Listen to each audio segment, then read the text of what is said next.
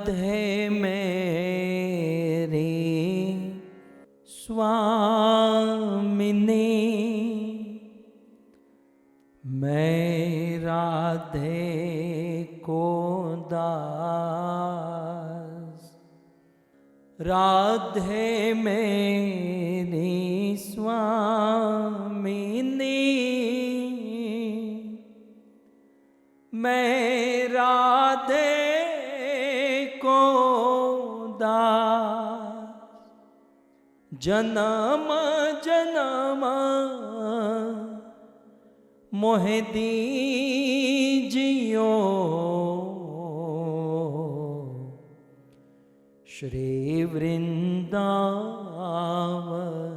वास, श्री वृंदावन वास। राधा तू बड़भागिनी, कौन तपस्या कीन, तीनों लोक के नाथ है, सो तेरो वाधीन, सो तेरो वाधीन।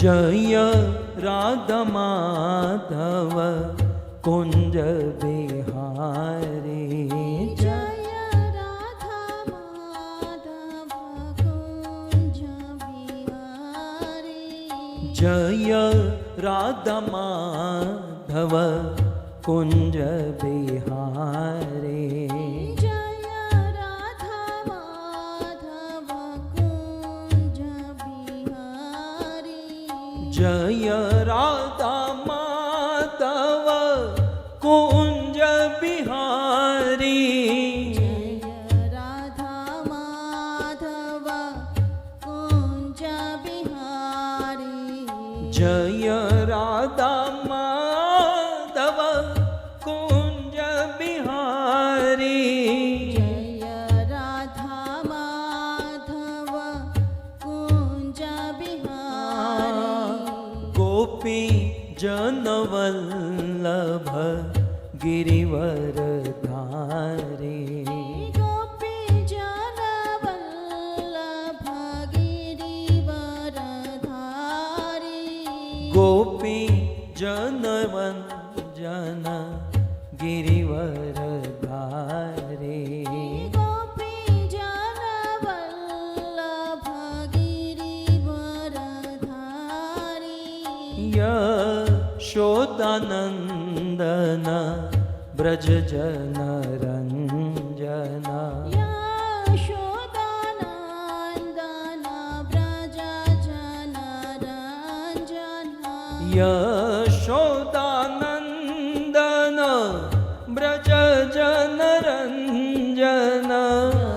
यशोदानंदन गाइए। व्रज जन रंजन, यशोदानंदन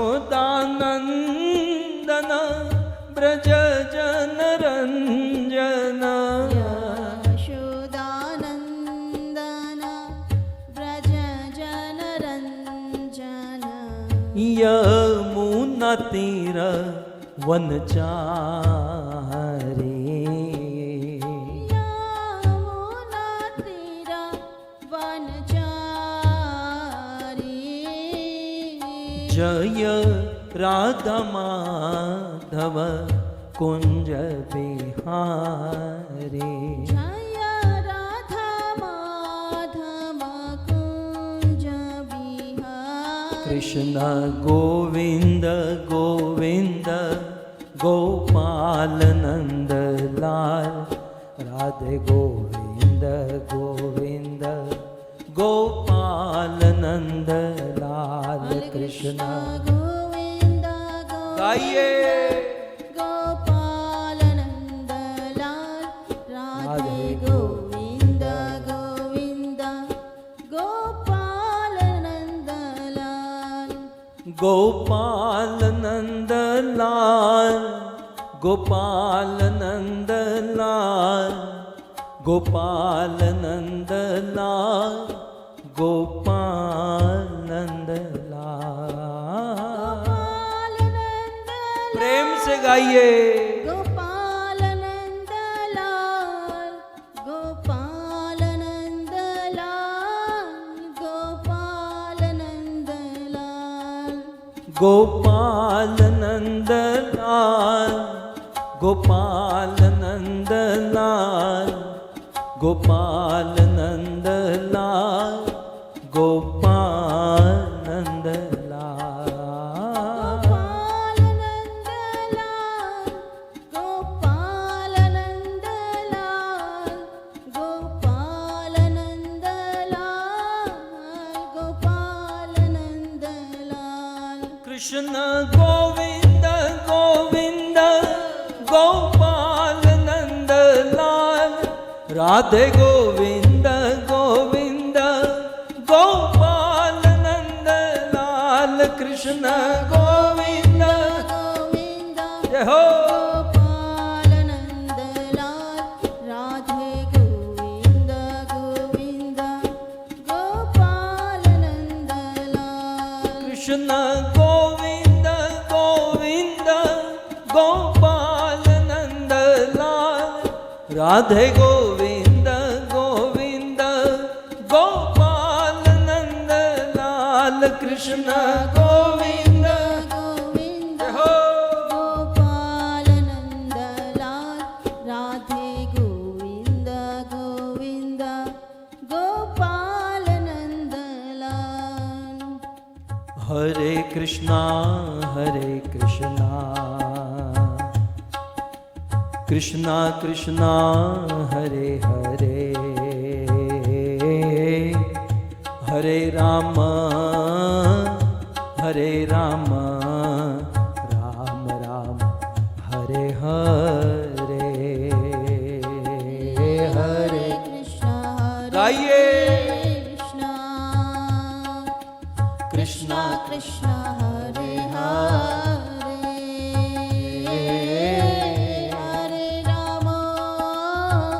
हरे राम राम राम हरे हरे। ए बोलो हरे कृष्णा कृष्णा कृष्णा हरे हरे, हरे राम राम राम हरे हरे, हरे कृष्णा जय हो। कृष्णा कृष्णा हरे हरे, हरे राम राम राम हरे हरे। हरे कृष्णा कृष्णा कृष्णा हरे हरे, हरे राम राम राम हरे हरे, हरे कृष्णा कृष्णा कृष्णा हरे हरे,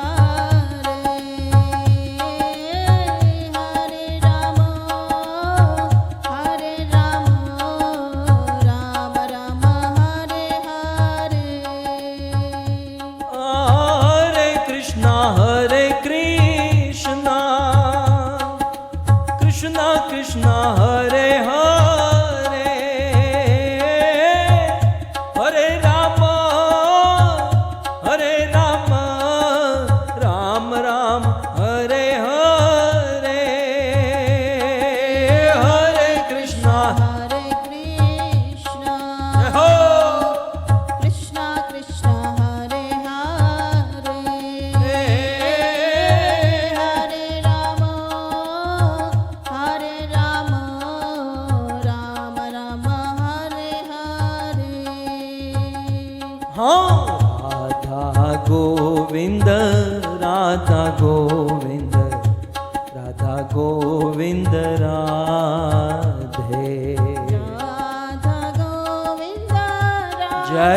श्री राधा गोविंद राधा गोविंद राधे जगन्नाथ जगन्नाथ बलदेव जय सुभद्रा जगन्नाथ जगन्नाथ बलदेव जय सुभद्रा रघुपति राघव राजा राम पतित पावन सीताराम रघुपति राघव गाइए।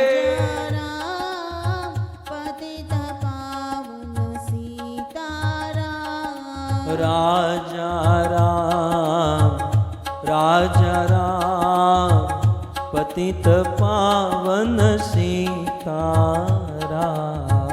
राजा राम पतित पावन सीताराम बोलो रघुपति राघव राजा राम पतित पावन सीताराम हो पतित पावन सीताराम हाँ गौर निताय जय गौर निताय जय गौर निताय गौरनिताय जय श्री गौर निताय गौरनिताय जय गौरनिताय आहा प्रभुपाद प्रभुपाद प्रभुपाद श्रील प्रभुपाद प्रभुपद प्रभुपद प्रभुपद श्रील प्रभुपद जय जय प्रभुपाद प्रभुपाद प्रभुपाद प्रभुपाद जय जय प्रभुपाद प्रभुपद निताय गौर हरि बोल हरि बोल हरि बोल हरि बोल निताय गौर हरि बोल हरि बोल हरि बोल युग धर्म हरि नाम संकीर्तन की श्री कृष्ण चंद्र भगवान की श्री रामचंद्र भगवान की जगत गुरु श्री प्रभुपाद की निताय गौर प्रेमानंदे जय जय श्री राधे जय जय श्री राधे जय जय श्री राधे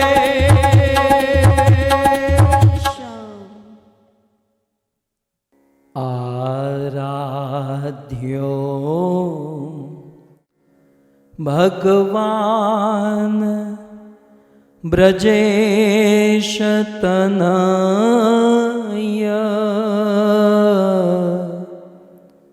तद्धाम वृंदावन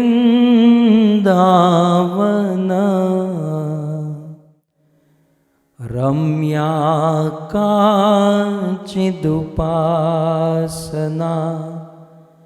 ब्रजबधो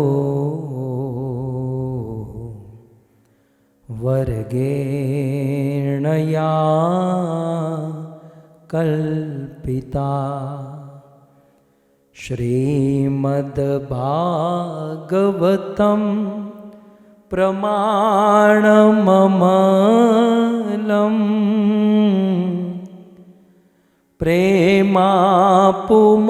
प्रेमापुमल्तो महान्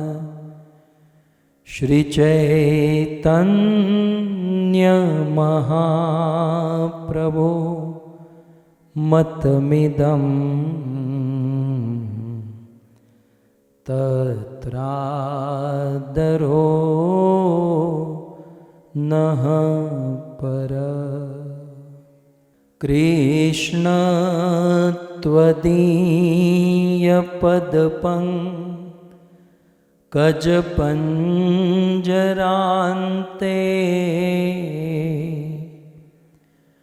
अद्येव मे विशतु मानसराजहंस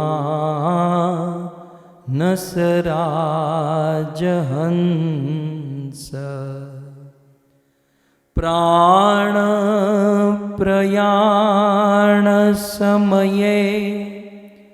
कफवातपीते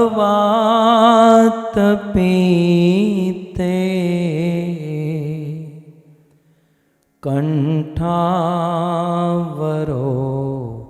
धनविदो स्मरणं कुतस्ते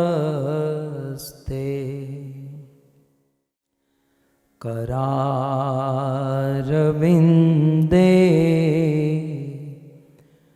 न पदारविन्दं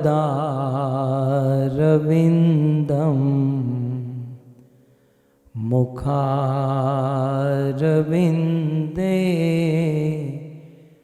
विनिवेशयन्तं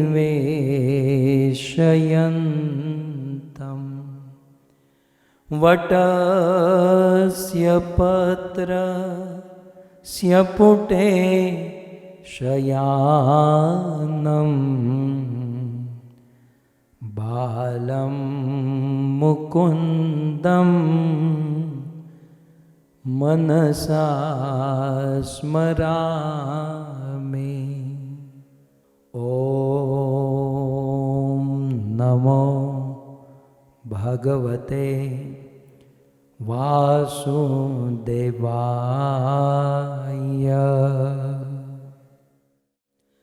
ॐ नमो भगवते वासुदेवाय।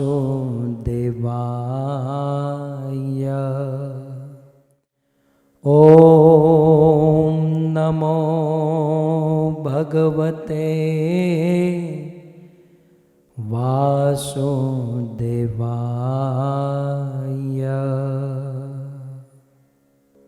जय जय श्री राधा रमण,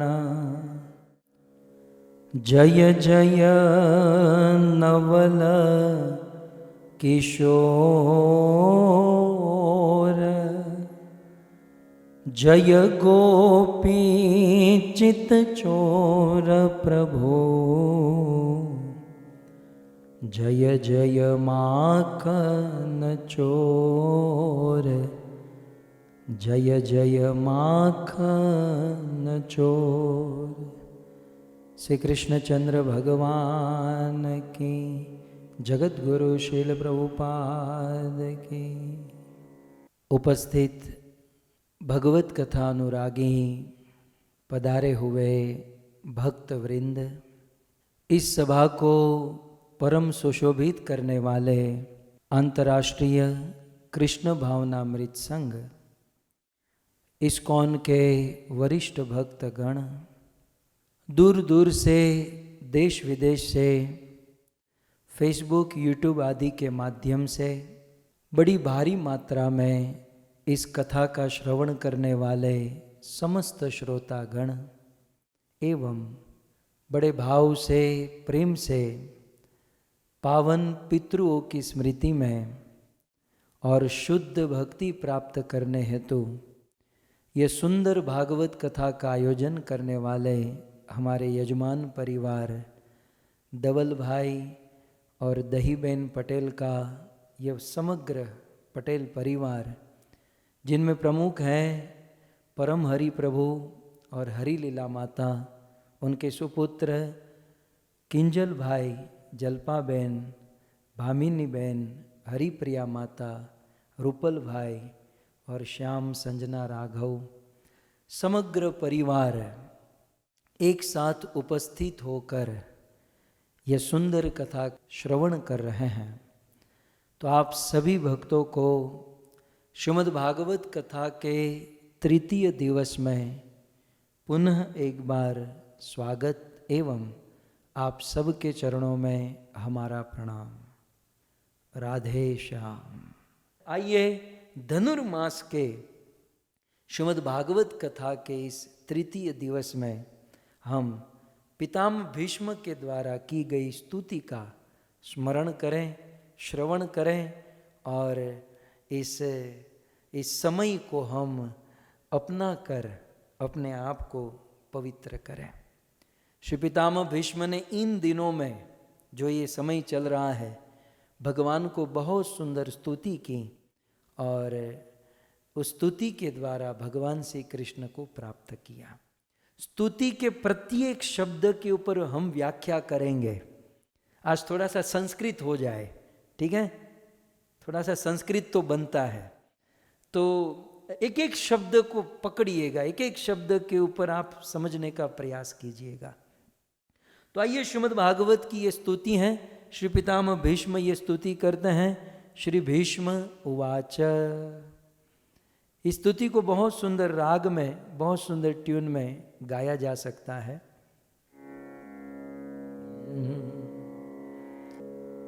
इतिमति रूपकल पिता वितृष्णा भगवती सात्वत पुंगवे विभोम्ने स्वसुखमुपगते क्वचिद्विहरतुं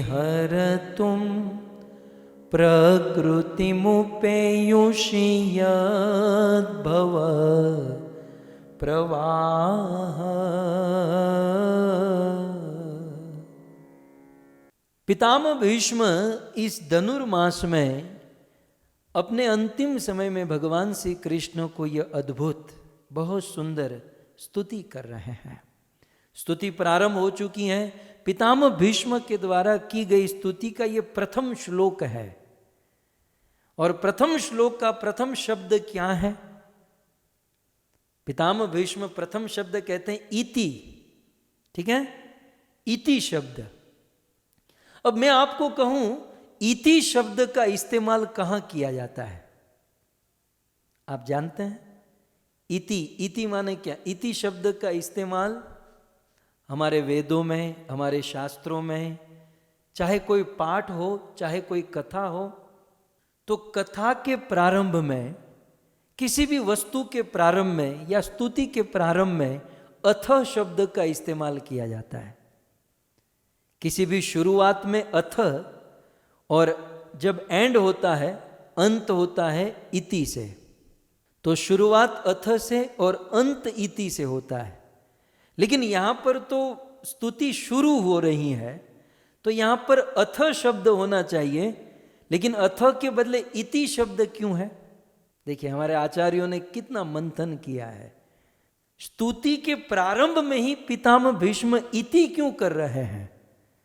अथ के बदले इति शब्द इस्तेमाल क्यों? तो बहुत सुंदर बात आचार्यों ने, श्रीपाद श्रीधर स्वामी कहते हैं कि इति नाना धर्मा आयुधा धारण लक्षणे, कहते हैं कि इति माने समाप्ति। पितामह भीष्म इति शब्द के द्वारा समाप्ति की घोषणा कर रहे हैं। क्या समाप्ति की घोषणा कर रहे हैं? पितामह भीष्म कृष्ण से कहते हैं, कृष्ण आज मैं मेरे सारे कर्तव्यों का इति करने जा रहा हूं। कृष्ण आज मैं मेरे जीवन के छोटे मोटे सारे धर्मों का इति करने जा रहा हूं। कृष्ण मेरे मन में जो भी प्लानिंग है, जो भी उपाय है, इन सब का आज मैं इति कर रहा हूं। अर्थात जीवन के सारे क्रियाकलाप का इति कर रहा हूं। इति माने अंत कर रहा हूं, एंड कर रहा हूं। जब जीवन में अंतिम समय आए तो जीवन के अंतिम समय में इन सारी बातों का इति कर देना चाहिए, अंत कर देना चाहिए। हमारे देश में वो प्रसिद्ध घटना है ना कि एक आदमी थे और कभी कभी कथाओं में जाते थे, कथा सुनते थे, तो उन्होंने अजामिल की कथा सुनी। भाई अजामिल जीवन भर पाप किया और जीवन के अंत में नारायण का नाम लेकर वो नरक में जाने से बच गया। इस आदमी ने इस कथा से क्या सीख ली? बोले कोई बात नहीं, जीवन भर मौज मारेंगे, ऐश करेंगे और मरते समय भगवान का नाम ले लेंगे, काम हो जाएगा। लेकिन भगवान का नाम कैसे लेंगे? बोले मेरे उस अजामिल का तो एक बेटा था ना, मेरे तो 4 बेटे हैं। चारों बेटों को बुलाया, चिंटू मिंटू पिंटू 4 नाम थे। बोले आज से तुम्हारे नाम में बदल रहा हूं। तो बोले आज से क्या नाम? बोले तुम्हारा संकर्षण, तुम्हारा वासुदेव, तुम्हारा अनिरुद्ध और चौथे का प्रद्युम्न। बोले ठीक है पिताजी, आधार कार्ड में भी हम चेंज करा देंगे। तो वासुदेव, संकर्षण, अनिरुद्ध और प्रद्युम्न चारों बेटों के नाम रखें, जीवन भर भोग भोगा। और जब मृत्यु का समय आया, जब बिल्कुल मरने की घड़ी आई, तो चारों बच्चे अपनी दुकान छोड़कर पिताजी के पास आए और चारों बच्चों को अपने माथे पर खड़े देखकर संकर्षण, वासुदेव, अनिरुद्ध, प्रद्युम्न, बंदे का जो प्लान था वो तो सक्सेस हो गया। बोले मरते समय चारों बच्चों का नाम ले लिया, ये संकर्षण, वासुदेव, अनिरुद्ध, प्रद्युम्न। लेकिन चारों बच्चों को सिर पर देखा, कहा कि तुम चारों के चारों दुकान छोड़कर आ गए, तुम चारों के चारों दुकान छोड़कर आ गए, मेरे जीते जी तुम दुकान छोड़कर आए, मेरे मरने के बाद तुम क्या करोगे? अच्युतम केशवम। सो ये वहीवट जो है ना, मृत्यु के समय त्याग देना चाहिए। और इसीलिए पितामह भीष्म कहते हैं इति। देखिए कितनी एक एक शब्द बड़े महत्वपूर्ण है।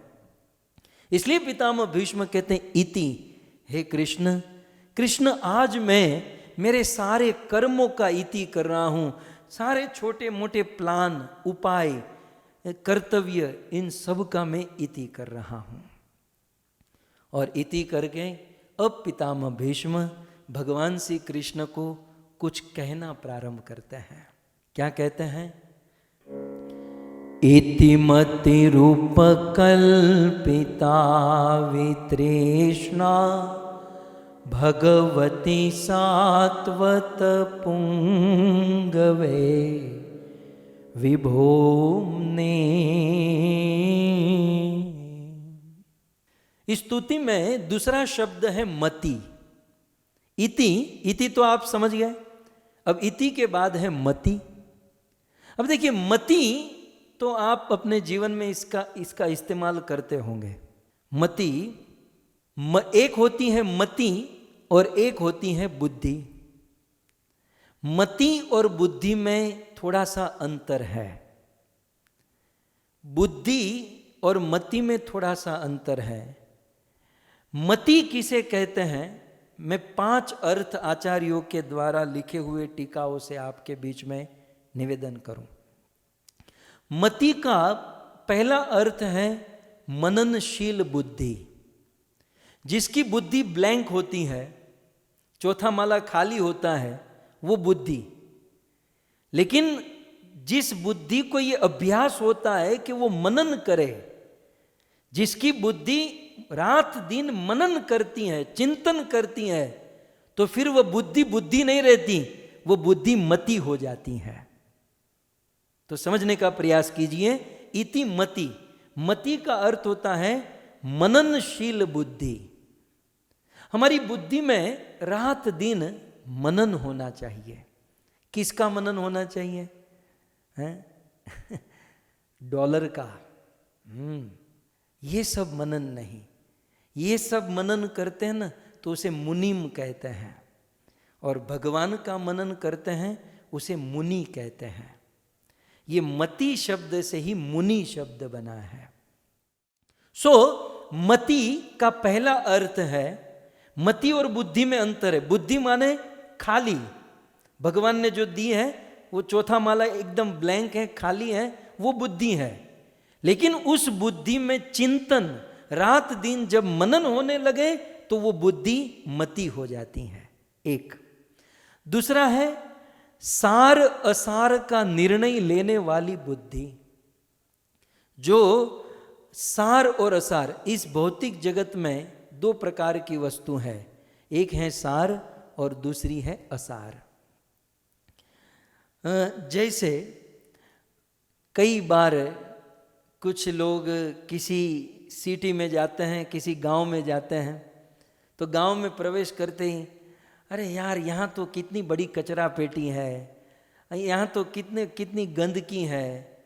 अरे गांव में बहुत सारी वस्तु है, तुझे बिल्डिंग नहीं दिखाई दी, तुझे उस गांव में गौशाला नहीं दिखाई दी, तुझे गांव का मंदिर नहीं दिखाई दिया, बस गांव की केवल कचरा पेटी दिखाई दी।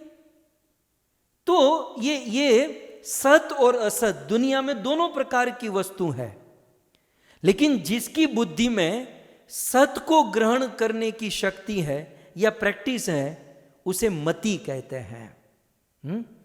सत और असत या सार या असार से बने हुए इस जगत में जो सार को ग्रहण करे तो वह बुद्धि नहीं, वो मति है।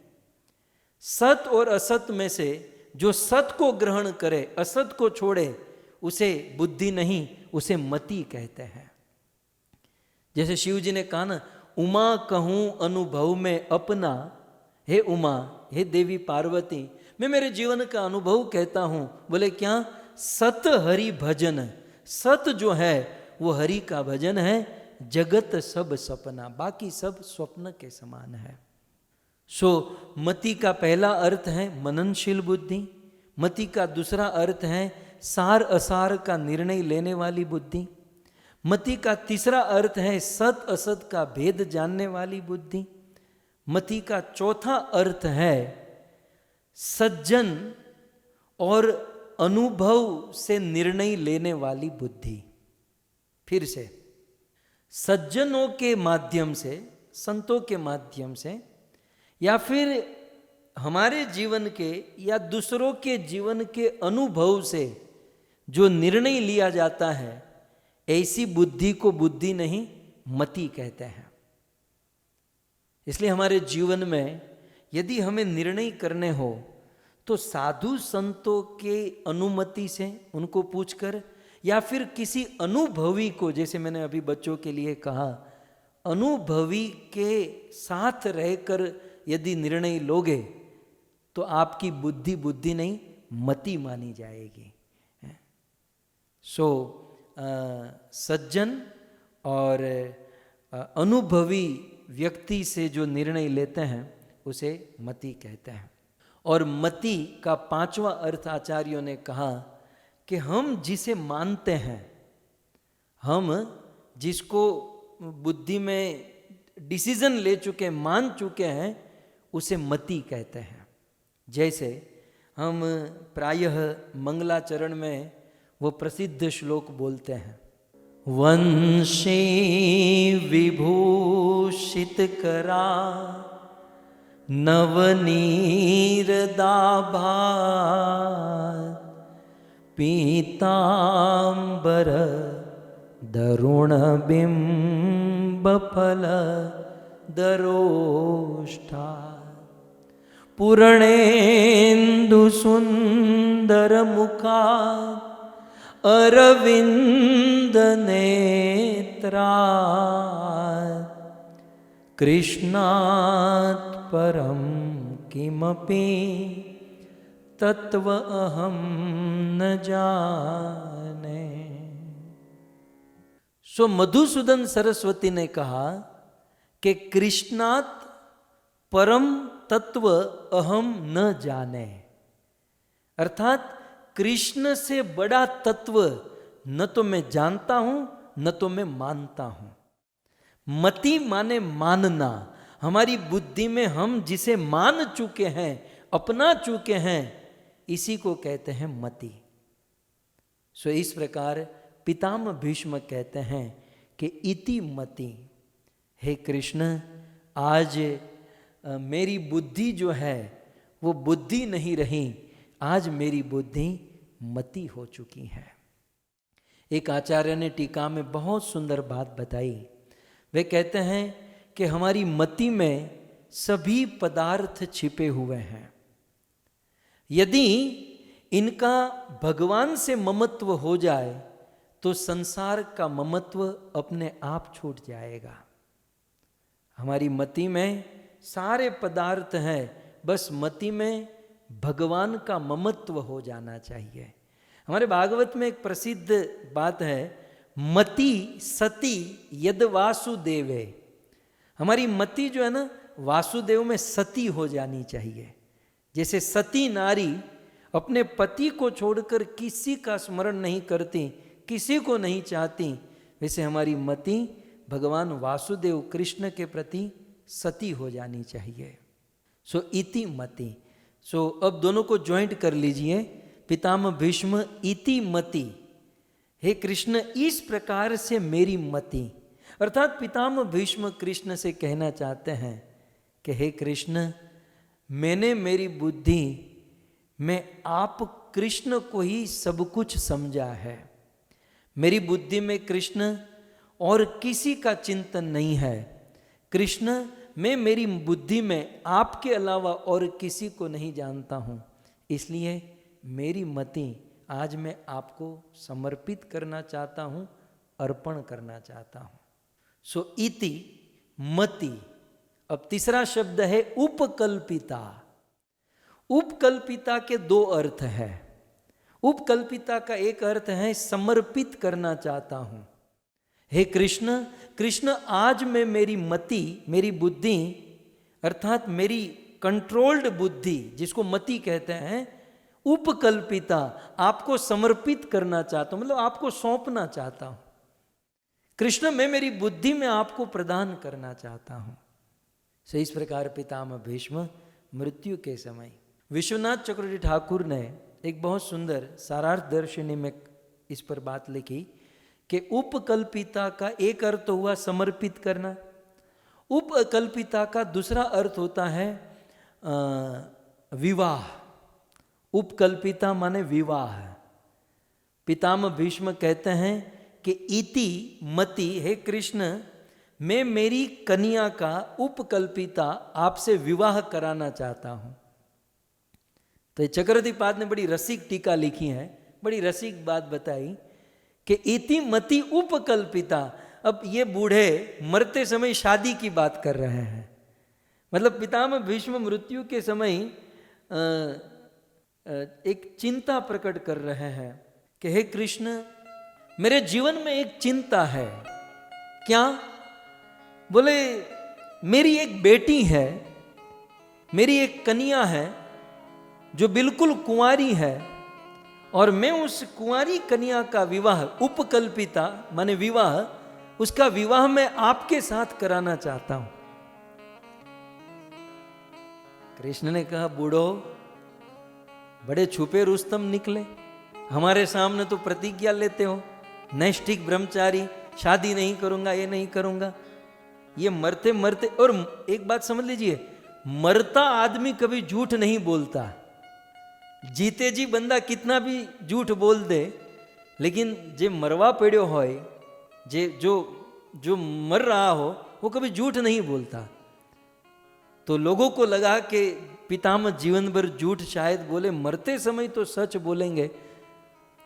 तो कृष्ण ने कहा, अच्छा आपकी कन्या कौन? तब पितामह भीष्म कहते हैं, कृष्ण, मेरी कन्या और कोई नहीं, मेरी कन्या है मेरी मति।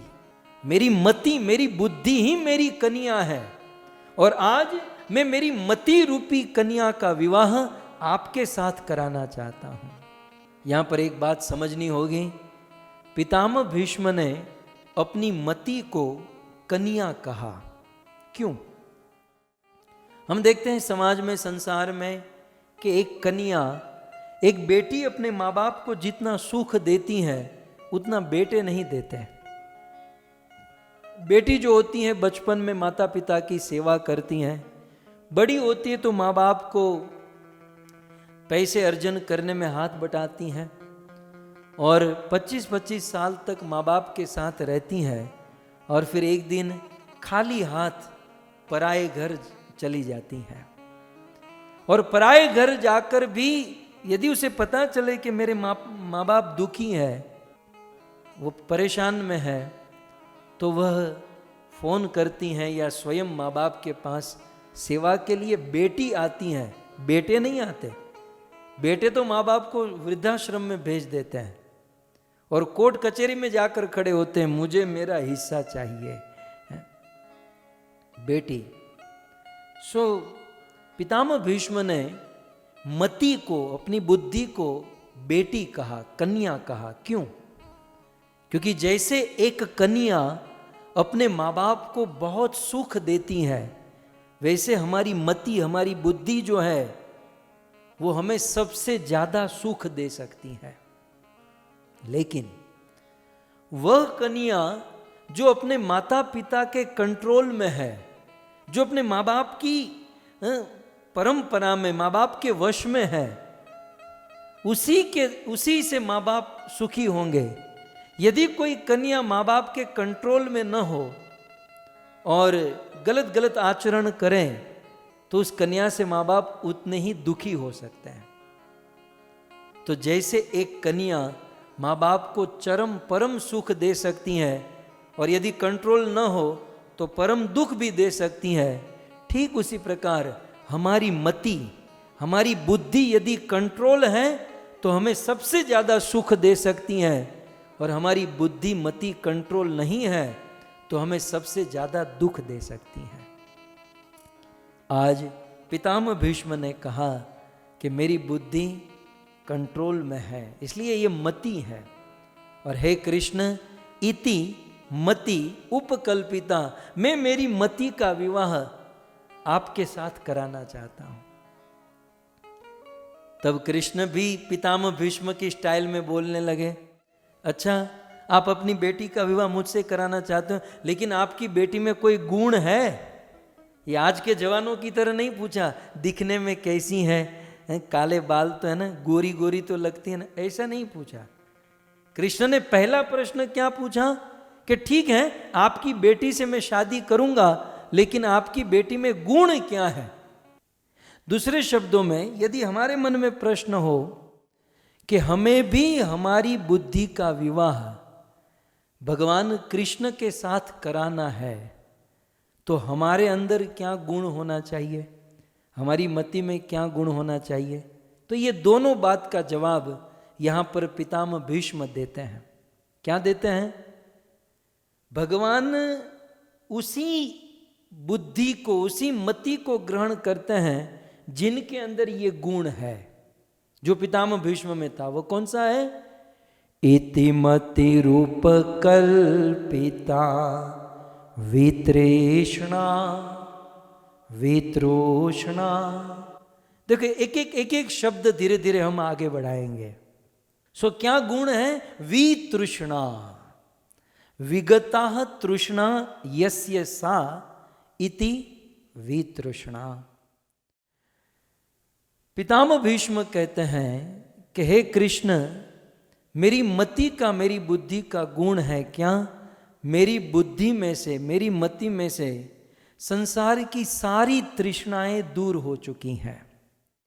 अर्थात मेरी मति में, मेरी बुद्धि में किसी भी प्रकार की तृष्णा नहीं है। तृष्णा माने, तृष्णा का सीधा लोकल अर्थ होता है प्यास। तृष्णा माने प्यास। हमारी इंद्रियों में अनेकों प्रकार की प्यास है, तृष्णा है। आंखें देखना चाहती हैं, ये आंखों की प्यास है, ये आंखों की तृष्णा है। कान सुनना चाहते हैं, ये कान की प्यास है, ये कान की तृष्णा है। हमारी जीवा अच्छे अच्छे टेस्टी पदार्थ खाना चाहती हैं, ये जीवा की प्यास है, तृष्णा है। हमारी प्रत्येक इंद्रियों की कुछ ना कुछ प्यास है, उसे तृष्णा कहते हैं, और उस सारा कनेक्शन बुद्धि में है। जब तक बुद्धि सेंशन न करे तब तक ये कोई तृष्णा, कोई प्यास पूर्ण नहीं हो सकती। इसलिए सारी इंद्रियों का कंट्रोल बुद्धि के हाथ में है। बुद्धि ही ठेका देकर बैठ जाए तो इंद्रिय का कोई काम नहीं चलता। इसलिए बुद्धि मुख्य है। अतः यहां पर कहा गया मनसस्तु परा बुद्धि, मन से भी ऊपर बुद्धि है। अतः यहां पर यह कहा गया है कि बुद्धि में से यदि तृष्णा मुक्त हो जाए तो फिर सारी इंद्रियों से तृष्णा चली जाएगी। तो सर्वप्रथम बुद्धि से तृष्णा निकाल देनी चाहिए। जीवा तो कहेगी कि मुझे कुछ खिलाओ, लेकिन बुद्धि कहेगी नो, नहीं। आंखें कहेगी कि थोड़ा सा ऐसे ऐसे कर लेते हैं, लेकिन बुद्धि कहेगी नो, तो यहां पर पितामह भीष्म कहते हैं कृष्ण शादी कर लीजिए, क्योंकि मेरी मति, मेरी बुद्धि में तृष्णा नहीं है, विगता तृष्णा, सारी तृष्णा चली गई है। भक्तों, तृष्णा अनेक प्रकार की होती है। एक होती है वित्त तृष्णा, अर्थात वित्त माने पैसे कमाने की तृष्णा। एक होती है लोक तृष्णा, संसार में, लोक में हमारा नाम हो जाए, हमारा सम्मान हो जाए, लोक तृष्णा। पुत्र तृष्णा, अनेकों प्रकार की तृष्णा होती है।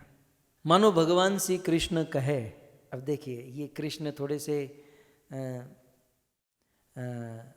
कान में कहते हैं, अब वो तो मैंने देखा है, ये सब मुझे वैसे आता है कि कृष्ण कान में जाकर कहते हैं कि अच्छा, आपकी बुद्धि इतनी प्योर है, इतनी पवित्र है, तो फिर दुर्योधन के पक्ष में क्यों गए हैं? यदि आप इतना मतलब बड़ी बड़ी फेंक रहे हैं, इति मति रूप कल्पिता वितृष्णा, यदि तृष्णा ही नहीं थी तो दुर्योधन ने ત્યાં હું દાટી थी, गुजराती में बोला कृष्ण, क्योंकि द्वारिका का थोड़ा सा था वो, क्योंकि वहाँ से आए थे। न्या शू दुर्योधन में तारे वहाँ क्या था दुर्योधन के पक्ष में? इतनी बड़ी बड़ी बातें आप कर रहे हैं, सो दुर्योधन के पक्ष में क्यों रहे? तब पितामह भीष्म ने बहुत सुंदर दो बात बताई, दिल को छूने वाली बात। भक्तों, पितामह भीष्म कहते हैं कृष्ण, आज भी मेरी बुद्धि में जो गुण है, तब भी मेरी बुद्धि में यही गुण था। तो कृष्ण ने कहा, तो फिर पितामह दुर्योधन के पक्ष में क्यों रहे? आप कौरवों के पक्ष से क्यों लड़े? तब पितामह भीष्म कहते हैं कि नाथ, हे नाथ, मैं आपका दर्शन करने के लिए विपक्ष के पक्ष में खड़ा रहा। कृष्ण, यदि मैं आपके पक्ष में होता, आप इमेजिन कीजिए, पितामह भीष्म कहते हैं कृष्ण, मैं आपके पक्ष में होता तो मैं कौरवों को देखकर अपना प्राण त्यागता। समझ रहे ना? कृष्ण के पक्ष में होते तो सब एक लाइन में खड़े होते, और फिर कौरवों के साथ युद्ध करते, तो मरते समय मेरा चेहरा कौरवों के सामने रहता। लेकिन कृष्ण, मैं दुर्योधन के, कौरवों के पक्ष में रहा, भले मरा, मरने का कोई गम नहीं है, लेकिन आपको देखते देखते मरा है?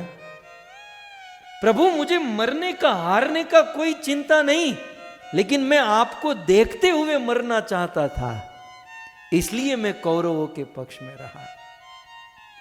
और एक बात गुरुदेव के मुख से हमने सुनी थी भक्तों, पितामह भीष्म ने कहा कि जो भी है कृष्ण, सत्य कहूं तो यह देह कौरवों का ऋणी था। कृष्ण, ये शरीर जो है दुर्योधन का, कौरवों का ऋणी था, उन्होंने खिलाया पिलाया मुझे। कृष्ण, ये देह कौरवों का ऋणी था, लेकिन हे नाथ, दिल तो सदैव आपके साथ था, दिल तो सदैव आपके पास था। तो इस प्रकार से पितामह भीष्म अपनी मति, अपनी बुद्धि को भगवान को समर्पित कर रहे हैं। तब मानो भगवान पूछे, આવું ભગવાને પૂછ્યું નથી, આ હું પૂછાવું છું, તમને બધાને સમજમાં આવે એટલે। तो ये ऐसा मानो भगवान ने पूछा, मानो भगवान श्री कृष्ण ने पितामह भीष्म से पूछा कि पितामह, आप अपनी बेटी का विवाह मुझसे कराना चाहते हो, अच्छी बात है, लेकिन दूल्हे के बारे में कुछ जानते हो? आप दूल्हा कौन है, दूल्हे का परिचय कुछ आप जानते हो, इंट्रोडक्शन? पितामह भीष्म कहते हैं हाँ जानता हूँ दूल्हा कौन है। कौन है दूल्हा? तब चलिए आगे बढ़िए स्तुति में। इतिमति रूप कल्पिता वितृष्णा, कौन है दूल्हा? भगवती सात्वत पुंगवे विभोमने। कौन है दूल्हा? भगवती सात्वत पुंगवे विभोमने। अरे कृष्ण, कृष्ण मैं जिसको मेरी बेटी देने जा रहा हूं ना, मेरी मति में जिसको समर्पित करने जा रहा हूं, उसका परिचय दो प्रकार से है। पहला परिचय वो भगवान है, भगवती। पितामह भीष्म कृष्ण को भगवती कहते हैं, अर्थात कृष्ण मैं आपके बारे में, दूल्हे के बारे में जानता हूं, आप कौन? भगवती। आप मुझे बताइए कि कहां कंफ्यूजन है? कृष्ण को भगवान मानने में कहां कंफ्यूजन है? श्रीमद् भागवत में लिखा, महाभागवत पितामह भीष्म ने कहा, लाखों साधु संतों के समाज में सबने स्वीकार किया, अब भी यदि कोई कृष्ण को भगवान न माने तो ये जीव का दुर्भाग्य और कुछ नहीं है। पितामह भीष्म सीधा भगवती माने भगवान। हे कृष्ण, आपका परिचय, आपके बारे में मैं जानता हूं, हम तो मारी दीकरी तमने दई दઉં, આમ દીકરી જેવા તેવા માણસને દેવાય? હું મારી દીકરી તમને દેવા બેઠો છું, તો મને ખબર કે તમે સ્વયં ભગવાન છો. ભગવાનનો અર્થ અહીંયા થાય, ભગવાન એટલે ષડ ઐશ્વર્ય પૂર્ણ. પરાશર ઋષિ લખે, ઐશ્વર્યસ્ય સમગ્રસ્ય વીરસ્ય યશસ્ય શ્રિય જ્ઞાન વૈરાગ્યશ્ચૈવ શષણામ ભગ ઇતિ ગણા.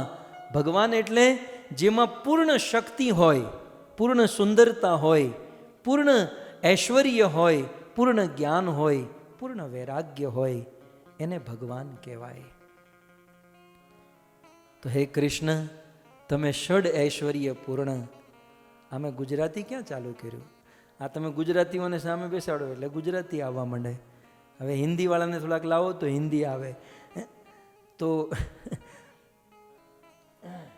सो भगवती, कृष्ण मैं आपके बारे में जानता हूं कि आप भगवान हो. और आप कौन हो? तो दूसरा परिचय देते हैं, सात्वत पुंगवे. हे कृष्ण, आप सात्वत वंश में, यदु वंश में, पुंगवे माने शिरोमणि. कृष्ण आप एक तो भगवान, ये तो आप समझ गए, इसकी ज्यादा व्याख्या क्या करूं, आप सब जानते ही हैं. और दूसरा परिचय कृष्ण में जानता हूं, आप कौन है? सात्वत पुंगवे. सात्वत, इसके दो अर्थ हैं. આ બધું આજે મારે તમને બધું સંસ્કૃત શીખવાડી જ દેવું છે. सात्वत पुंगवे के दो अर्थ है. सात्वत का एक सीधा अर्थ है सात्वत वंश, विष्णि वंश माने यदु वंश. हे कृष्ण, आप यदु वंश शिरोमणि, यदु वंश में आपका, यदु महाराज के पवित्र कुल में, आपका पवित्र वंश में जन्म हुआ. देखिए, किसी भी व्यक्ति के गुणों में उसका कुल, उनकी परंपरा भी बड़ी काम करती है. भगवान श्री कृष्ण का क्या कुल है, किस परिवार से कृष्ण, यदु कुल. यदु महाराज के विषय में परीक्षित ने कहा, यदोश्च धर्मशीलस्य नितराम मुनि सत्तम तत्र अंशेन अवतीर्णस्य विष्णु वीर्याणि संशना. यदु महाराज ધર્મશીલ, ધર્મવેત્તા, ધર્મ ધુરંધર. મારે તમને એટલું જ કહેવું છે, જે પરિવારમાં ધર્મ હોય ને ત્યાં કૃષ્ણ કે કૃષ્ણના ભક્તોના જન્મ થાય. જ્યાં નકરો અધર્મ જ થતો હોય ત્યાં કૃષ્ણ ન આવે, ત્યાં કંસ જેવા માણસો આવે. तो धर्म धुरंधर यदु वंश में जिसका जन्म हुआ, इसलिए कहते हैं सात्वत पुंगवे. और भक्तों, सात्वत का दूसरा अर्थ है, सात्वत माने भक्त और पुंगव माने सबसे श्रेष्ठ. तो हे कृष्ण, आप भक्तों में श्रेष्ठ, या आप श्रेष्ठ भक्तों की रक्षा सेवा करने के लिए इस धरती पर आते हो. मैं आपके बारे में जानता हूं. तो ये दो चीज. अब देखो, एक एक शब्द क्लियर हो रहा है. इति, मति, उपकल्पिता, वितृष्णा, भगवती, सात्वत पुंगवे. सात्वत वंश, वृष्णि वंश में वे प्रवर है, वे श्रेष्ठ है. तब मानो भगवान श्री कृष्ण कहे, मैं फरीथी कहूं, ये भगवान नहीं पूछ रहे, ये मैं पूछवा रहा हूं भगवान के मुख से.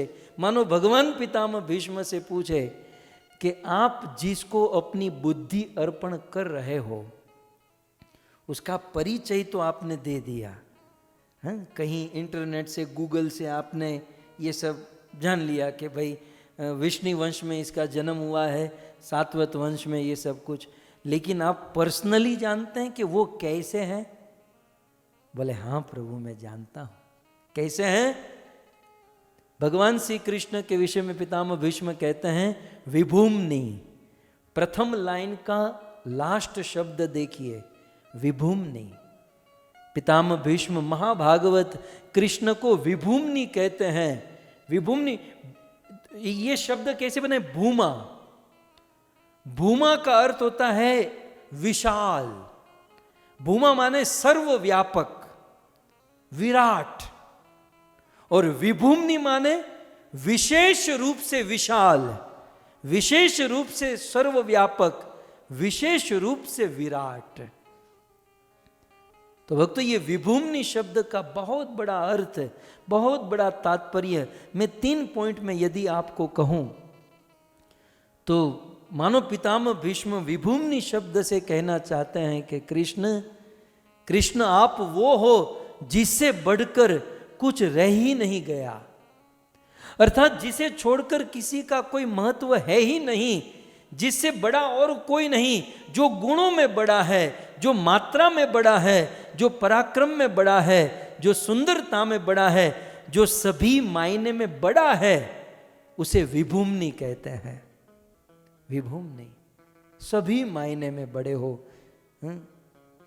एनो पनो जबरो पालिया। कृष्ण का पना बहुत, आपड़ा पना तो 2 इंच ना है, कृष्ण का पना बहुत बड़ा है। उनकी सारी चीज विशाल है, सब कुछ। और श्रीमद् भगवद गीता में कृष्ण स्वयं कहते हैं नत समस्य, हे अर्जुन नत समस्य, मेरे समान और कोई नहीं है, तो वधित कुतोन्य, तो मेरे से ज्यादा कौन कहां पाओगे? कहीं नहीं पाओगे। इसलिए भगवान श्री कृष्ण विभूमा है, बड़े हैं। આપણે ત્યાં ગુજરાતીમાં કહે ને મોટો માણસ છે, તો ભગવાન શ્રી ये વિભૂમની શબ્દ का ગુજરાતી अर्थ કરું મોટો માણસ।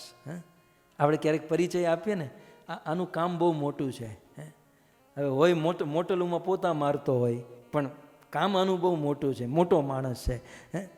तो ये हमारे वहाँ गुजराती में ऐसे परिचय देते हैं कि बड़ा आदमी है। वास्तव में इस दुनिया में सबसे बड़ा आदमी है भगवान कृष्ण। और पितामह भीष्म कहते हैं ये मैं जानता हूं, इसलिए मैं मेरी बेटी आपको अर्पण कर रहा हूं। और विभूम्नि का तीसरा अर्थ, भूमा माने विशाल। भगवान विष्णु को भूमा पुरुष कहते हैं। फिर से हमारे वेदों में अमुक लोगों ने आमा कहीं लेवानु ज न होय, भगवान विष्णु ने भूमा के हमने शू, लेकिन जिसको शास्त्र समझना है उनके लिए मैं कहूँ भगवान विष्णु को भूमा पुरुष कहते हैं। तो भगवान विष्णु क्योंकि भूमा है, वो सबसे बड़े हैं, इसलिए विष्णु को भूमा कहते हैं। लेकिन विष्णु से भी बड़े हैं कृष्ण, इसलिए कृष्ण भूमा नहीं, कृष्ण विभूमा। विभूमा विष्णु से भी बड़े हैं, विशेष है, महान है। मानो कृष्ण ने पितामह भीष्म ने कहा बूढ़ा तो सब कुछ जानता है, मरवा पड़्यो છે પણ જાણે બધું, सारा ज्ञान इसे है। तब मानो भगवान श्री कृष्ण और एक प्रश्न पूछे कि आप अपनी मति रूपी कन्या का विवाह मेरे साथ कराना चाहते हो, जिस दुल्हे के साथ आप विवाह कराना चाहते हो उस दुल्हे का स्वभाव जानते हो? स्वभाव क्या है उस दुल्हे का, मतलब कृष्ण का स्वभाव क्या है? तब पितामह भीष्म आगे कहते हैं स्वसुखमुपगते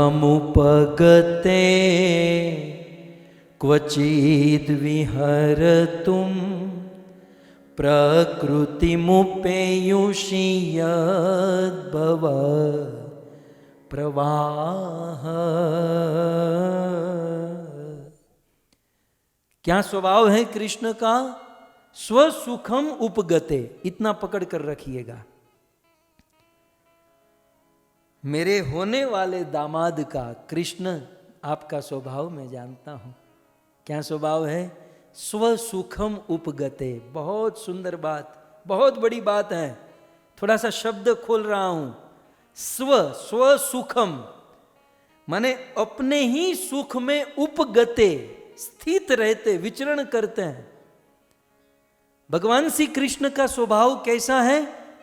अपने ही सुख में वो जीते हैं, अपने ही सुख में रहते हैं। इसका अर्थ कृष्ण को सुखी होने के लिए बाहर से कुछ खोजना नहीं पड़ता, हम लोगों की तरह। यहां तो कुछ जब तक अंदर बाहर से लेकर अंदर डालेंगे नहीं पेट में, तब तक सुख नहीं मिलेगा। जब तक कोई अच्छा लेटेस्ट मोबाइल खरीदेंगे नहीं, तब तक सुख नहीं मिलेगा। जब तक कोई लग्जरियस कार खरीदेंगे नहीं, ये हमारे सुख जो है ना बाहर की वस्तु पर डिपेंड करते हैं।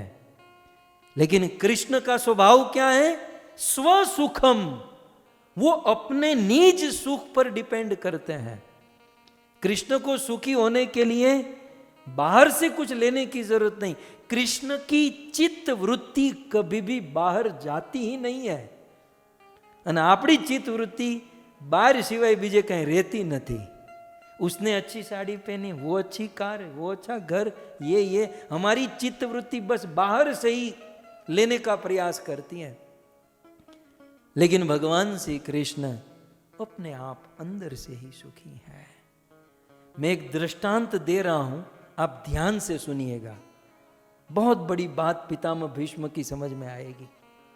मुझे आप कहिए, यदि अंधेरा हो, बिल्कुल अंधेरा हो, और अंधेरे में हमें कुछ देखना हो तो प्रकाश चाहिए, और उस समय हमको कहीं ना कहीं से प्रकाश लाना पड़ेगा। कोई ट्यूबलाइट, कोई बल्ब, कोई रोशनी, टॉर्च, कुछ ना कुछ शुरू करना होगा। तो हमें प्रकाश को बाहर से लाना पड़ा। हमारे पास प्रकाश नहीं है, हमारे पास लाइट प्रकाश नहीं है, हमें कुछ देखने के लिए बाहर से प्रकाश लाना पड़ता है, ठीक है। लेकिन सूर्य देवता को यदि कुछ खोजना हो, कुछ देखना हो, तो इन्हें प्रकाश उछीनो लावो पड़े। सूर्य को कहीं से प्रकाश लाने की जरूरत है? सूर्य तो जहां जहां खड़ा रहता है वहां प्रकाश ही प्रकाश। हमें प्रकाश को बाहर से लाने की जरूरत है, लेकिन सूर्य स्वयं प्रकाशित है। इवन हमें यदि प्रकाश चाहिए तो हम यदि सूर्य के बाजू में चले, अरे सूर्य छोड़ो, सूर्य की थोड़ी सी किरण यदि हमको मिल जाए, हम सूर्य के थोड़े से किरण का भी संपर्क करें ना, तो हम भी प्रकाश में आ जाते हैं। तो हमें प्रकाश बाहर से लेना पड़ता है, लेकिन सूर्य को बाहर से प्रकाश लेना नहीं पड़ता। इवन हम यदि सूर्य के कनेक्शन में आ गए तो हम भी प्रकाशित हो जाते हैं। ठीक उसी प्रकार भगवान श्री कृष्ण को सुख बाहर से नहीं लेना पड़ता। कृष्ण स्व सुखम, वो अपने ही सुख में स्थित है। तो फिर जैसे हम सूर्य के संपर्क में आ गए तो अपने आप प्रकाशित हो गए, ठीक उसी प्रकार यदि हम कृष्ण के संपर्क में आ जाएंगे अपने आप सुखी हो जाएंगे। बात समझ में आ रही है? स्व सुखम उपगते, बाहर से कोई वस्तु लेने की जरूरत नहीं। सूर्य के कनेक्शन में आए तो प्रकाश ही प्रकाश। ठीक उसी प्रकार हम और आप भगवान कृष्ण के संपर्क में आए तो जीवन में सुख ही सुख है, क्योंकि सुख का जनरेटर, सुख का स्रोत जो है वो भगवान कृष्ण है। कौन कह रहा है? पितामह भीष्म। कुरुक्षेत्र की भूमि में कृष्ण सामने खड़े हैं और पितामह के शब्द आपके सामने स्क्रीन पर है। स्व सुखम उपगते, जो सुख कृष्ण के अंदर से निकलता है। इसलिए कृष्ण के संपर्क में किसी भी प्रकार से, जैसे तैसे कृष्ण के संपर्क में हम आ गए, थोड़े से भी संपर्क में आ गए तो रसम हेवाय लब्ध्वा आनंदी भवती, जीवन में आनंद ही आनंद हो जाता है। नहीं तो आप विचार करो, लोगों के पास करोड़ों करोड़ों रुपये हैं, बड़े बड़े घर हैं, महल हैं, गाड़ी बंगले, फिर भी रोते के रोते रहते हैं। जीवन में दुख के अलावा कुछ नहीं होता। और कुछ लोग जंगल में वन में फक्कड़ बाबा बन जाते हैं, लेकिन आठे पहर आनंद ही आनंद करते रहते हैं। क्यों? क्योंकि ये धनी आदमी संसार की भौतिक वस्तु के टच में है, लेकिन साधु उनके पास कोई भौतिक उपलब्धि नहीं, लेकिन वो कृष्ण के टच में है। और कृष्ण स्वसुखम उपगते, वहां तो अंदर से आनंद निकलता है। जैसे ही कृष्ण के टच में आ गए तो आनंद ही आनंद। और फिर तो गाना पड़ेगा, जो आनंद संत फकीर करे, जो आनंद संत फकीर करे, वो आनंद नाही अमीरी में, वो आनंद नाही अमीरी में, जो आनंद संत फकीर करे। एक बार क्या हुआ, वो सिकंदर जो था ना, सिकंदर जानते ना, अलेक्जेंडर, सिकंदर पूरी दुनिया को लूट रहा था और लूटते लूटते भारत में आया, भारत को भी लूट लिया। और जब भारत को लूटकर वापस जा रहा था अपने देश, तो मार्ग में रास्ते में एक साधु मिल गया। किसी ने सिकंदर से कहा होगा, भारत में जा रहे हो, भारत के साधु बड़े फेमस हैं, यदि कोई मिल जाए तो उससे वार्तालाप करना। एक साधु मार्ग पर बैठे थे, ब्रज का रास्ता होगा, ब्रज का मार्ग, छोटी सी एक कुटिया थी, वहां पर बैठकर भजन कर रहे थे। सिकंदर अपने रथ से नीचे उतरा और साधु से मिला। साधु को प्रणाम तो हम करा देते हैं, किया, चलो ना, जहां होगा वहां उसका भी उद्धार। साधु को प्रणाम किया, कहा महाराज आपके बारे में, भारत के संतों के बारे में बहुत सुना है। तो भारत का साधु भी कम थोड़ी, बोले तुम कौन? बोले मैं सिकंदर। बोले सिकंदर शू? सिकंदर कौन? बोले आप सिकंदर के बारे में नहीं जानते, पूरी दुनिया का बादशाह, दुनिया का राजा। मैं कोई सिकंदर को नहीं जानता। बोले मैं यहां का आदमी हूं, पूरे भारत को जीत कर जा रहा हूं। अच्छा, उस साधु ने कहा तूने पूरी भारत को जीत लिया, पूरी दुनिया को जीत लिया? बोले हाँ। बोले क्यों? बोले बहुत सारा पैसा कमाऊंगा। बोले फिर क्या करेगा? बहुत बड़ा घर बनाऊंगा। बोले घर बनाकर क्या करेगा? वहां पर एक बहुत सुंदर बेडरूम बनाऊंगा, बहुत अच्छा बिस्तर बनाऊंगा। अच्छा, बेडरूम बिस्तर बनाकर क्या करेगा? आराम से सोऊंगा। હવે તારે આરામથી સૂવું જ હોય તો હું અહીં આરામથી સૂવું છું, મારી બાજુમાં સૂઈ જા। तुझे आराम से ही सोना है तो मैं यहाँ आराम से चैन की नींद सोता हूं, मेरे बाजू में बिस्तर डाल दे। इतना इतना उद्यम करने की क्या जरूरत है? ये है साधु। दुनिया में कितनी भी उपलब्धि हो जाए, यदि कृष्ण का कनेक्शन नहीं, कोई सुख नहीं। और दूसरी ओर दुनिया का कुछ आपके पास न हो, लेकिन जैसे तैसे कृष्ण के टच में आ गए, सुख ही सुख। क्योंकि यहां लिखा है स्वसुखम उपगते। अब एक प्रश्न रह गया कि भाई कृष्ण के टच में आने के लिए क्या करना चाहिए? यदि हमें सुखी होना है तो भगवान के संपर्क में आना होगा। भगवान के संपर्क में आने के लिए क्या करना चाहिए? 64 टाइप के कार्य है, 64 प्रकार के कार्य है जिसके द्वारा आप कृष्ण के संपर्क में, कृष्ण के टच में आ सकते हैं। 64। लेकिन हम 64 में न जाए, उसे प्योरीफाई करें और थोड़ा सा जूम करें और थोड़ा सा छांटे, तो 64 में भी 9 मुख्य है, 9। और 9 चीज को भी यदि छांटी जाए तो उसमें 5 मुख्य है। और 5 को भी यदि छांटा जाए तो 2 चीज मुख्य है, और वो है श्रवण और कीर्तन। भगवान की कथा सुनने से हम भगवान के संपर्क में आते हैं और भगवान के नाम का कीर्तन करने से हम भगवान के संपर्क में आते हैं।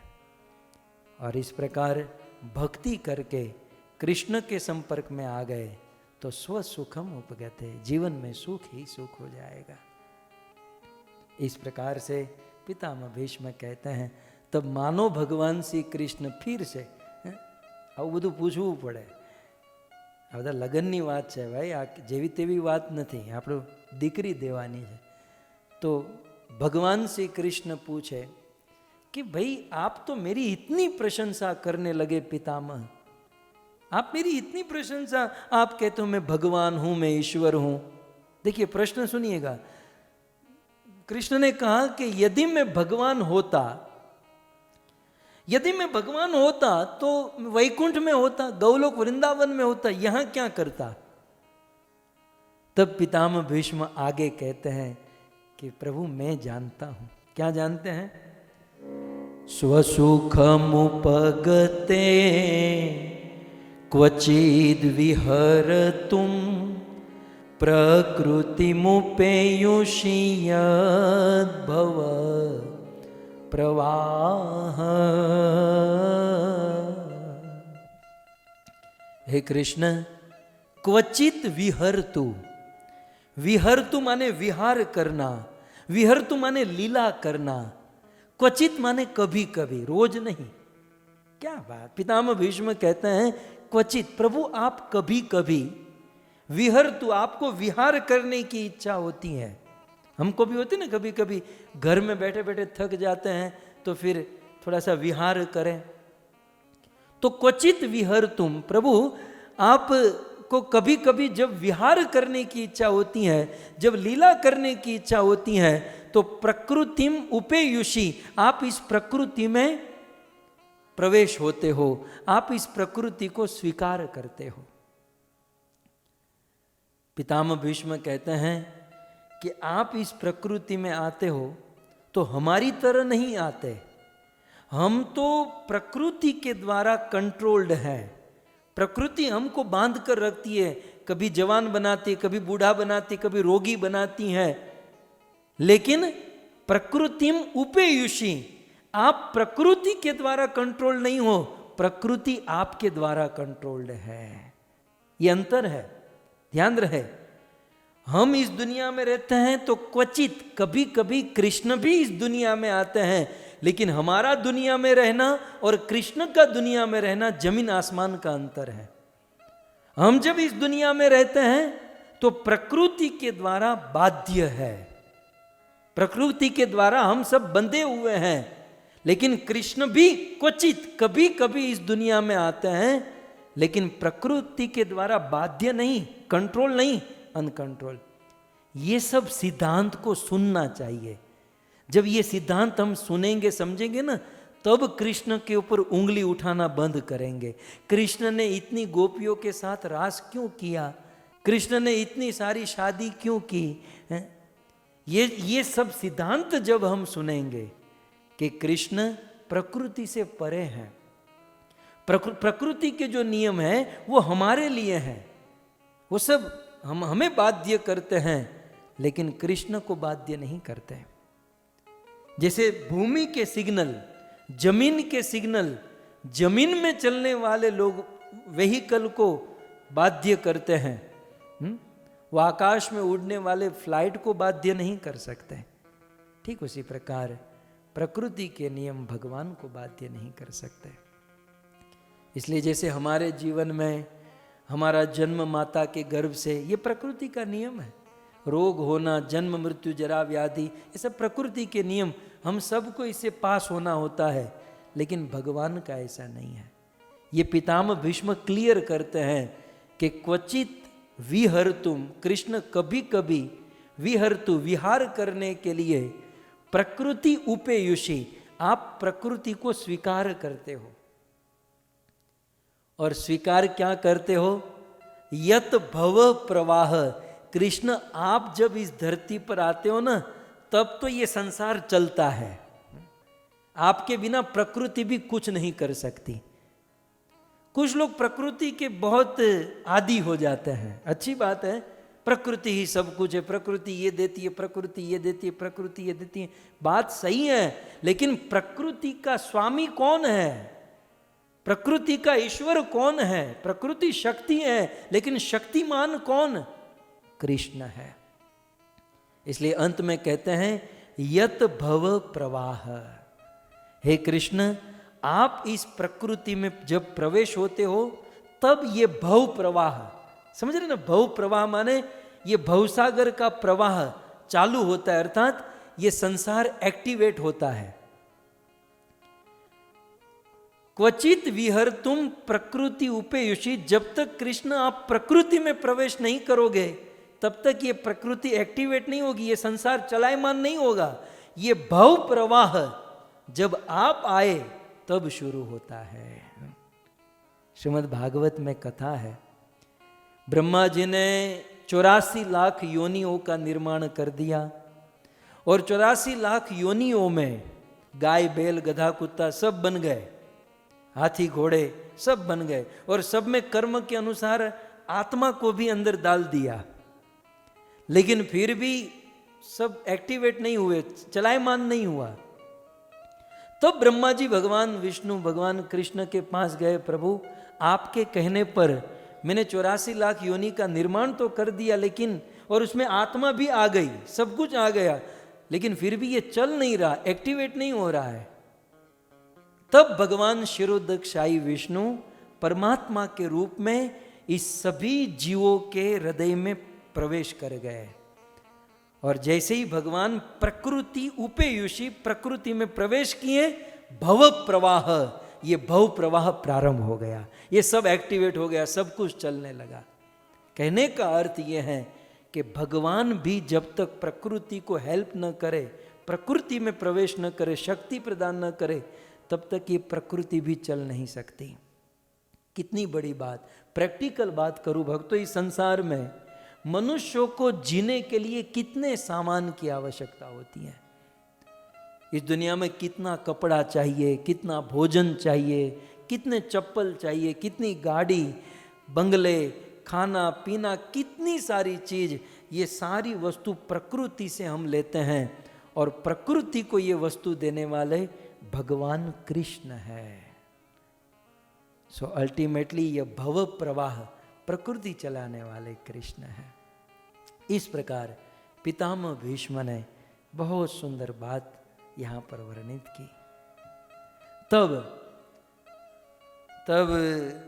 भगवान श्री कृष्ण कहते हैं कि पितामह, बाकी दूल्हे के बारे में तो आप जानते हो, ये तो मैं मान गया कि आपने बिल्कुल पीएचडी कर रखी है, आरएनडी कर रखी है, दूल्हे के बारे में सब कुछ आप जानते हो, लेकिन मेरा अंतिम प्रश्न है पितामह, आप अपनी बेटी का विवाह, कन्या का विवाह मुझसे कराना चाहते हो, ये तो मैं समझ गया, लेकिन आपकी बेटी मुझे चाहती है, आपकी कन्या मुझे चाहती है? तब पितामह भीष्म ने कहा, प्रभु कैसा प्रश्न पूछ रहे हैं, मेरी बेटी आपको इस दुनिया में कौन ऐसा है जो आपको चाहता नहीं है? मुझे बताइए, इस दुनिया में कौन, दुनिया की बात छोड़ो प्रभु, तीनों लोक में, भू भुव अध, इस पूरे ब्रह्मांड में कौन ऐसा जीव है जो आपकी कामना नहीं करता, जो आपको नहीं चाहता? पितामह भीष्म अगले श्लोक में कहते हैं, त्रिभुवन कमनम तमालवरणम रविकर गौरवराम्बरम दधाने वपुरलककुला वृताननाब्जं विजय सखे रतिरस्तु में नवद्या। गाइए सब लोग गाइए। त्रिभुवन कमनम तमालवरणम रविकर गौरवराम्बरम दधाने वपुरलककुला वृताननाब्जं विजय सखे रतिरस्तु मे नवद्या।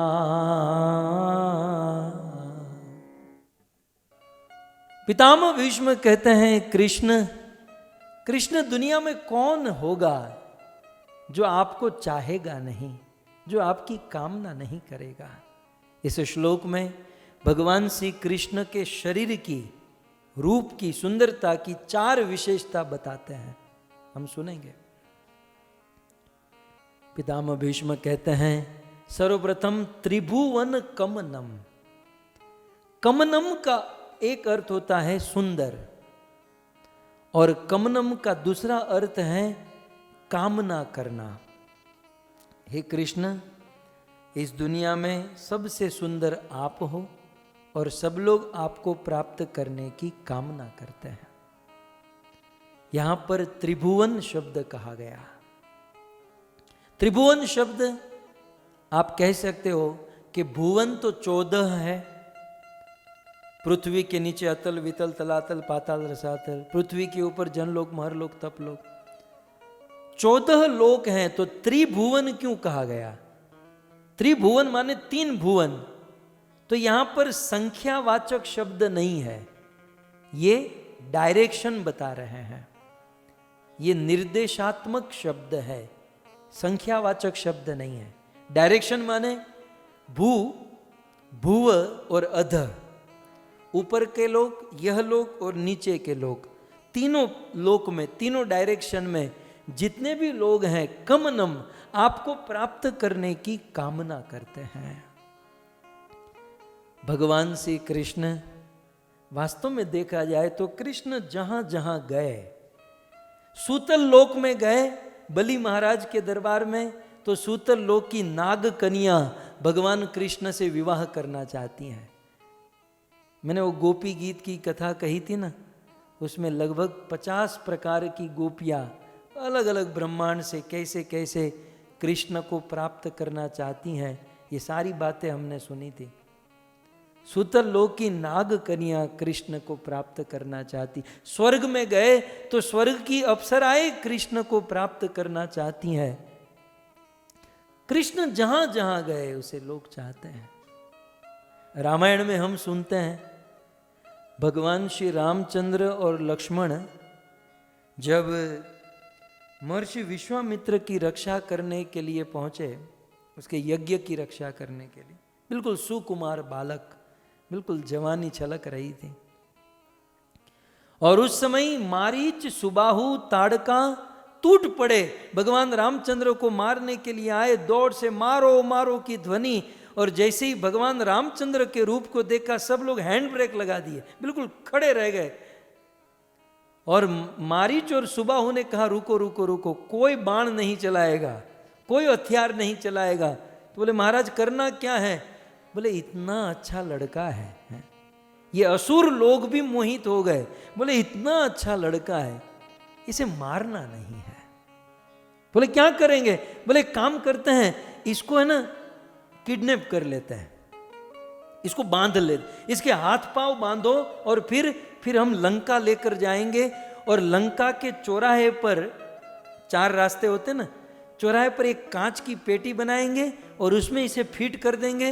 रोज सुबह नहा धोकर जगकर इसको देखकर फिर काम पर चढ़ेंगे, हमारा दीन सुधर जाएगा। असुर लोग भगवान को देखकर इतने मोहित हो जाते थे। सच कहना, कृष्ण को जब ये कंस के असुर मारने आते थे ना, तो कृष्ण की हंसी को देखकर मोहित हो जाते थे, लेकिन क्या करे, शत्रुता थी और कंस का आदेश था। इस प्रकार भगवान श्री कृष्ण बड़े सुंदर। मुझे ये बताइए, वो फल बेचने वाली जब ब्रज में आई तो कृष्ण से क्या संबंध था? कृष्ण ने कहा सारे फल चाहिए, फल वाली ने दे दिया। वहां भागवत में लिखा है केवल कृष्ण की सुंदरता को देखकर मोहित हो गई और सब कुछ दे दिया, सब कुछ लुटा दिया। ये है सुंदरता कृष्ण की। गोपियां भगवान श्री कृष्ण को जब नहीं देखती तो पागल हो जाती हैं। हे कृष्ण दयित दृश्यताम, हे दयित, हे करुणा निधान, हे करुणा सागर, हमें कुछ नहीं चाहिए, दृश्यताम, हमें आपका दर्शन चाहिए। वो वित्रासुर भी गा गया कि हे कृष्ण दर्शन दीजिए। न नाक पृष्ठम न च पारमेष्टम न सार्वभौमम न रसाधिपत्य न योग सिद्धि न पुनर्भवम वा समंजसत्वा विरह्य कांक्षे। कुछ नहीं चाहिए, न स्वर्ग चाहिए, न ब्रह्मलोक, न वैकुंठ, कुछ नहीं। आपको देना ही है तो मुझे आपका दर्शन चाहिए। मैं आपको श्रीमद् भागवत की बात करूं। श्रीमद् भागवत में कृष्ण और बलराम जब प्रथम बार मथुरा गए तो मथुरा वासियों ने सुना था कि भाई कृष्ण हैं, सुंदर हैं, असुरों को मार रहे हैं, कभी देखा नहीं था। लेकिन आज प्रथम बार मथुरा वासियों ने कृष्ण को देखा है। वो सलून में दाढ़ी करने वाले दाढ़ी लगा दिए और कृष्ण को देखने गए तो चले गए, वो दाढ़ी वाले बेचारे बैठे रहे, ऐसा लिखा है भागवत में। गोपियां देखी तो देखती रह गई। मथुरा की स्त्रियां, महिषियां, सुखदेव गोस्वामी ने यहां तक लिखा, वसुदेव सुतः वीक्ष्य प्रीता दृष्टि न आददु। वसुदेव के बेटे को देखकर लोगों ने दृष्टि गई तो गई, वापस लौटने का नाम नहीं लेती थी। कृष्ण का दर्शन सब लोग करना चाहते हैं। मथुरा की महिषिया कृष्ण को देखकर कहती हैं, ऐल राम श्याम सखी मथुरा नगरिया में। ऐल राम श्याम सखी मथुरा नगरिया में। रहित अंतराख लेती मन की अटरिया में। भोजपुरी में ये भजन है, गुरुदेव के मुख से सुना था, बड़ा सुंदर भाव है। मथुरा की स्त्रियां कहती हैं कि सखी ऐल राम श्याम सखी मथुरा नगरिया में। ये मथुरा नगरी में राम और श्याम तो आए हैं, लेकिन मन कर रहा है कि मैं उसे अपने अखबार में भर लूं, अपनी भुजाओं में भर लूं, मैं उन्हें अपने आलिंगन में ले लूं। सखी सखी कौन भारी तप केली गोकुला के बाला। कौन भारी तप केली गोकुला के बाला। बंधले सनहिया में बाके नंद लाला। वो सखी कहती है, सखी ब्रज में रहने वाली गोपियों ने कौन सा तप किया होगा। ब्रज में रहने वाली गोपियों ने ऐसी कौन सी साधना की होगी कि इस प्यारे श्याम सुंदर को अपने अपने प्रेम में बांध लिया, अपने संबंध में बांध लिया।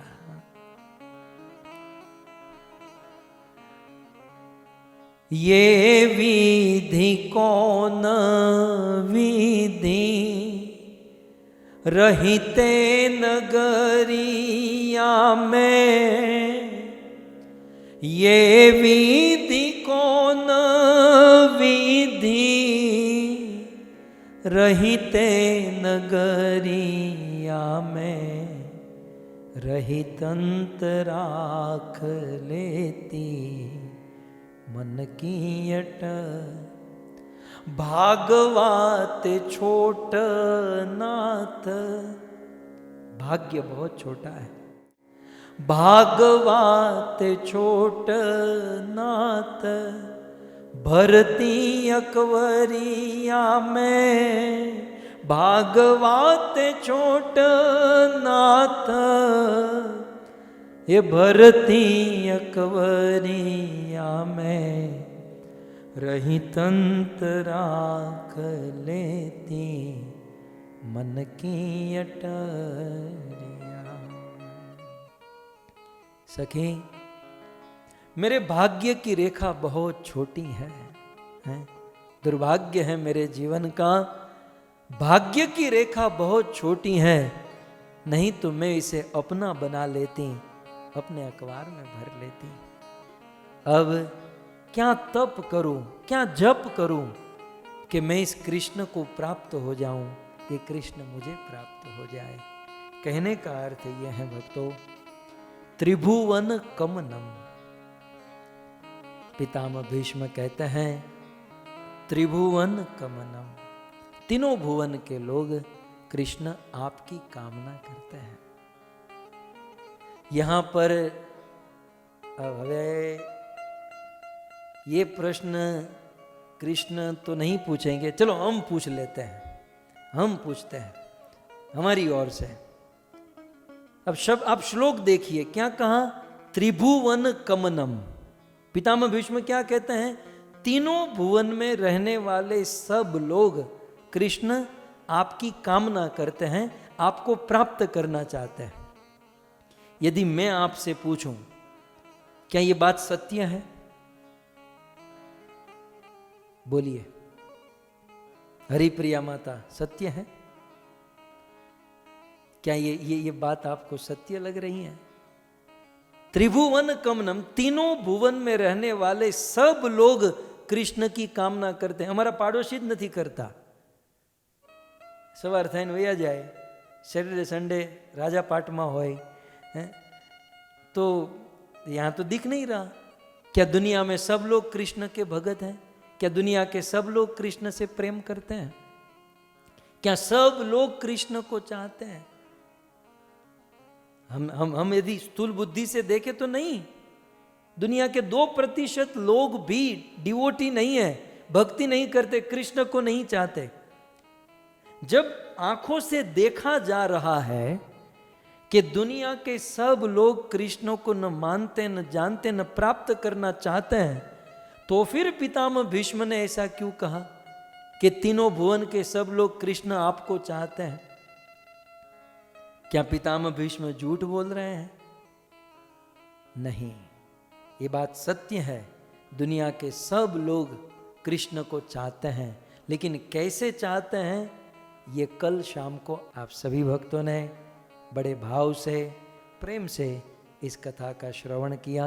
आप सभी भक्तों का धन्यवाद, और विशेष धन्यवाद हमारे यजमान परिवार को, हमारे परम हरि प्रभु और हरि लीला माता के ये सारे पूरे परिवार को हम विशेष धन्यवाद देते हैं, जिनके आयोजन से, जिनके सहयोग से आज हम सब इस पवित्र पर्व पर भागवत का गुणगान कर पा रहे हैं।